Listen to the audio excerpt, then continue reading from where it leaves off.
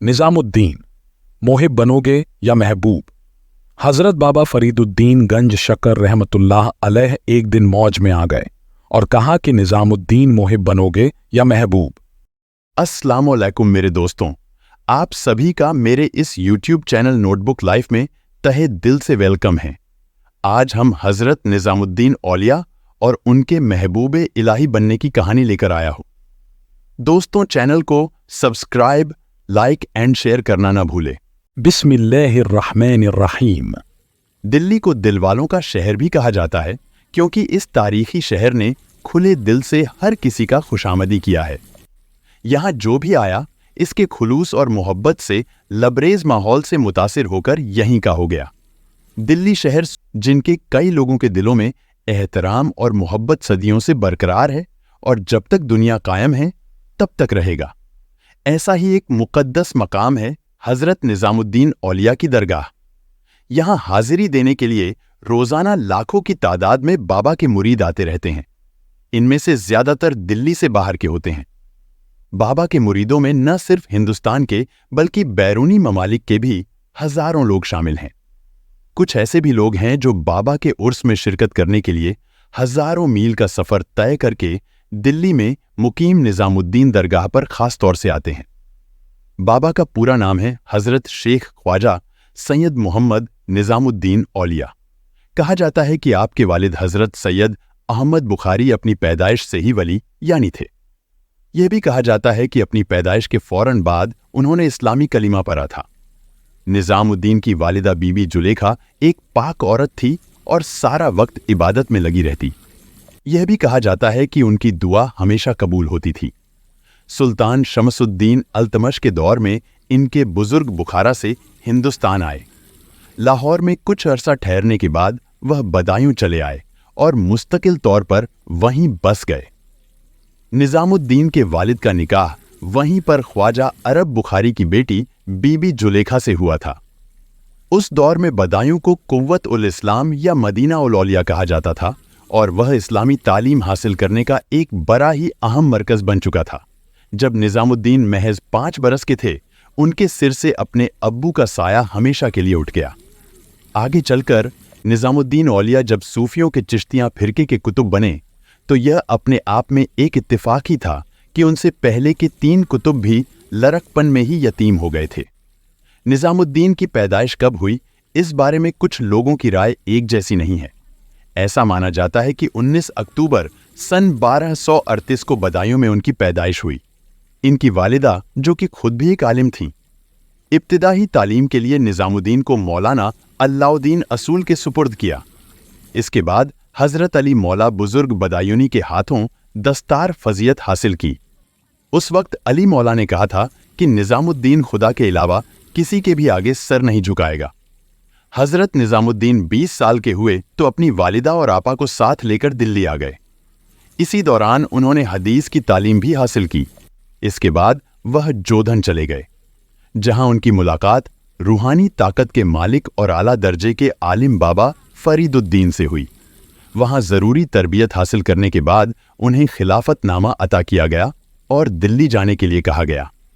अपने आखिरी वक्त तक वह यहीं रहकर खुदा की इबादत और लोगों की खिदमत करते रहे।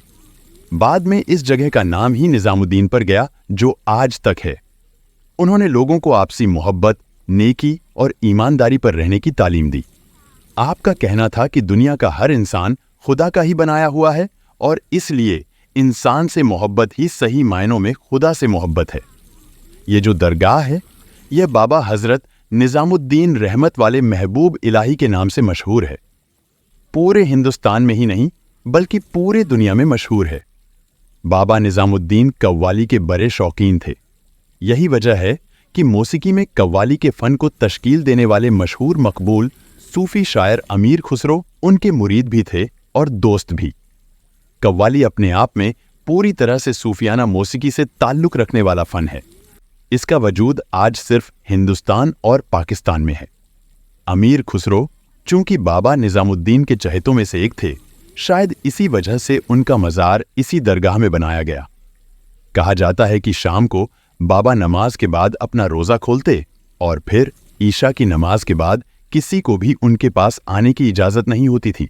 वह अपने हुजरे में चले जाते, मगर हाँ, सिर्फ उनके चहेते मुरीद अमीर खुसरो को ही उस वक्त उनके पास जाने की इजाजत थी। उस वक्त अमीर खुसरो अपनी ताज़ा शायरी और सूफियाना कलाम बाबा को सुनाते और दाद भी पाते। उनके जाने के बाद बाबा के हुजरे का दरवाज़ा फजर के वक्त तक बंद हो जाता। अमीर खुसरो की पैदाइश सन 1235 में उस दौर के शुमाली हिंदुस्तान के पटियाली नाम की जगह पर हुई थी। अमीर खुसरो का पूरा नाम अबुल हसन यामीन उद्दीन खुसरो था। उनके वालिद आमिर सैफुद्दीन महमूद एक अहलकार के ओहदे पर तैनात थे। अमीर खुसरो न सिर्फ एक पायदान सूफी शायर और अदीब थे, बल्कि बेहतरीन मेशिकार भी थे। ऐसा भी कहा जाता है कि हिंदुस्तानी मौसीकी को सितार उन्होंने ही दी। वह फारसी और हिंदवी जबान में शायरी करते थे। हिंदवी जबान भी पहले पहल उन्होंने ही इस्तेमाल की। ये दरअसल फारसी और हिंदी को मिलाकर बनाई गई थी। अपने फन में वह इतने माहिर थे कि कई बार लोग प्यार और खुलूस से उन्हें हिंदुस्तान का तोता भी कहते थे। खुसरो निजामुद्दीन औलिया से मिले और उन्हीं के मुरीद हो गए। उसके बाद वह दुनिया से पर्दा करने तक वहीं दिल्ली में ही रहे। उन्हें अवाम का शायर भी कहा जाता है। उनकी शायरी में सूफी तालीम को बड़ी अहमियत दी गई है। आज भी निजामुद्दीन औलिया और अजमेर शरीफ दरगाह के अलावा दीगर दरगाहों पर भी उन्हीं के कलाम को कव्वाली की शक्ल में पेश किया जाता है। हजरत निजामुद्दीन औलिया के सबसे प्यारे मुरीदों में चहीते मुरीदों में हजरत अमीर खुसरो के मुरीद हैं। इसलिए लोग पहले इनके दरगाह का तिजारत करते हैं और इनका वसीला लेकर हजरत निजामुद्दीन औलिया बाबा के दरगाह का तिजारत करते हैं और दुआ मांगते हैं, जिससे हजरत निजामुद्दीन औलिया का करम होगा और वह जल्द से जल्द कामयाबी हासिल होगी। निजामुद्दीन की दरगाह के नज़दीक ही बेगम जहांआरा का मकबरा भी मौजूद है। जहांआरा शहनशाह शाहजहां और उनकी बेगम मुमताज महल की सबसे बड़ी बेटी थी। वह और उनका भाई दारा शिकोह मुल्ला शाह बदख्शां के शागिर्द थे, जिन्होंने इन दोनों को कादरिया सूफी फिरके की ओर रागिब किया। कहा जाता है कि वह भी निजामुद्दीन की मुरीद थीं। जहां आरा ने चिश्तिया फिरके की बुनियाद रखने वाले मोहिउद्दीन चिश्ती की जिंदगी पर एक किताब भी लिखी थी। कहते हैं कि उन्होंने अपना मकबरा अपनी मौत से पहले ही निजामुद्दीन में तामीर करवा दिया था। दरगाह में आने जाने के लिए 2 गेट हैं। इनमें से एक गेट के नज़दीक एक पुरानी बावली भी मौजूद है।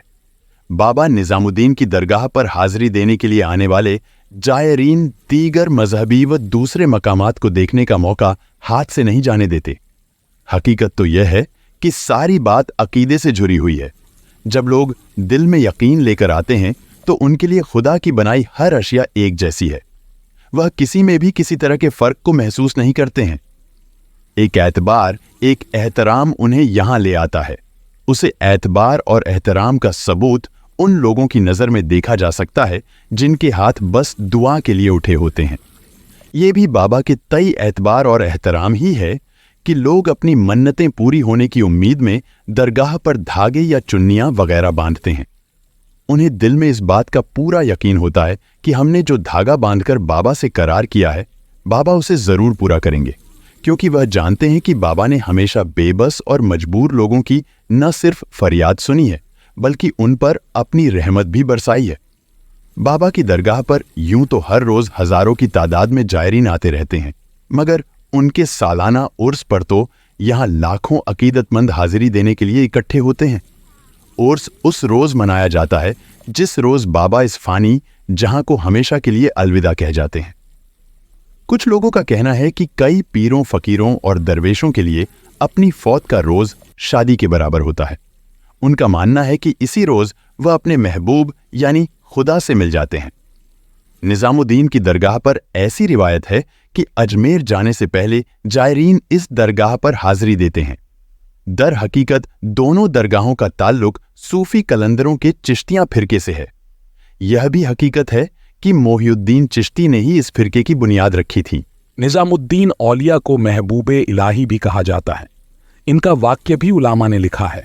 इनके शेख हजरत बाबा फरीदुद्दीन गंज शकर रहमतुल्लाह अलैह ने एक दिन मौज में आ गए और कहा कि निजामुद्दीन मोहिब बनोगे या महबूब। निजामुद्दीन औलिया साहब बड़ी खिदमत करते थे अपनी उस्ताद की। उस्ताद ने फिर कहा कि मोहिब बनोगे या महबूब?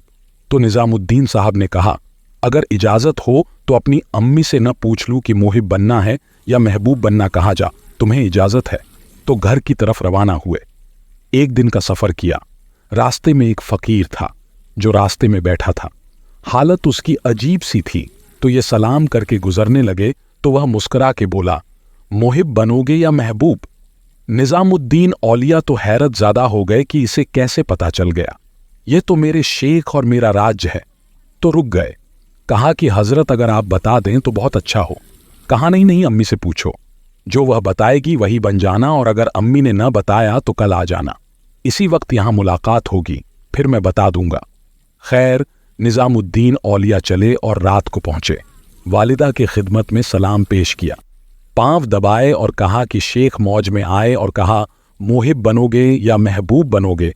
तो मैंने कहा, अम्मी से पूछ लूं तो मैं अम्मी आपसे पूछने आया हूं। रास्ते में यह वाकया भी हुआ तो अम्मी ने कहा कि बेटे, तुम सुबह नाश्ता करके पलट जाना, और वह जो रास्ते में तेरे दिल की बात पूछ गया वह कोई साहबे हाल था, वह तुम्हें सही बता सकेगा कि मोहिब बनना है या महबूब बनना। खैर, यह सुबह नाश्ता करके अम्मी के पांव पकड़े। पर चलने की भी बात है और साथ ही ईमानदारी की भी। जिनकी आप खिदमत करते हैं, जिनके दरबार में आप हाजिरी देते हैं और जिन पर आपका पूरा एतमाद हो, उनकी किसी बात से आप कैसे इनकार कर सकते हैं?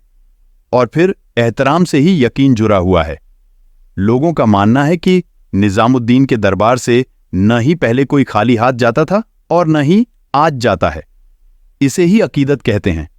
दोस्तों, अगर वीडियो पसंद आया हो तो प्लीज चैनल सब्सक्राइब जरूर करें और लाइक एंड शेयर भी।